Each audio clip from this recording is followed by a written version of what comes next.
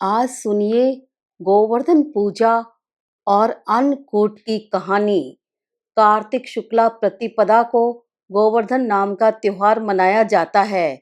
इस दिन स्त्रियां गोबर का भगवान बनाकर उसकी भली प्रकार से पूजा करती हैं और संध्या समय अन्न आदि का भोग लगाकर दीपदान करती हुई परिक्रमा करती हैं।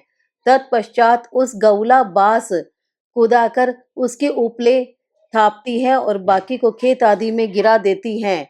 इसी दिन नवीन अन्न का भोजन बनाकर भगवान का भोग लगाया जाता है तथा अपने सब अतिथियों को भोजन कराया जाता है। इसकी कथा इस प्रकार से है। प्राचीन काल में दीपावली के दूसरे दिन भारत में और विशेषकर ब्रज मंडल में इंद्र की पूजा हुआ करती थी।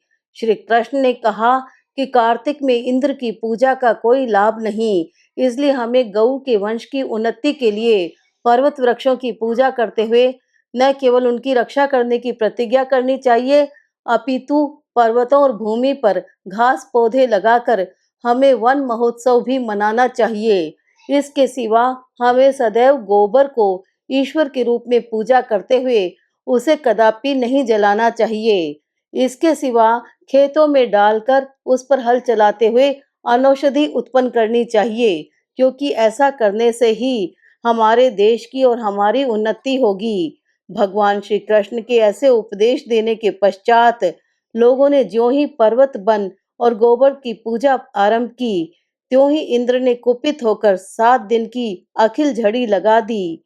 परंतु श्री कृष्ण ने गोवर्धन पर्वत को अपनी छोटी अंगुली पर उठाकर ब्रज को बचा लिया और इंद्र को लज्जित होने के पश्चात उनसे क्षमा याचना करनी पड़ी।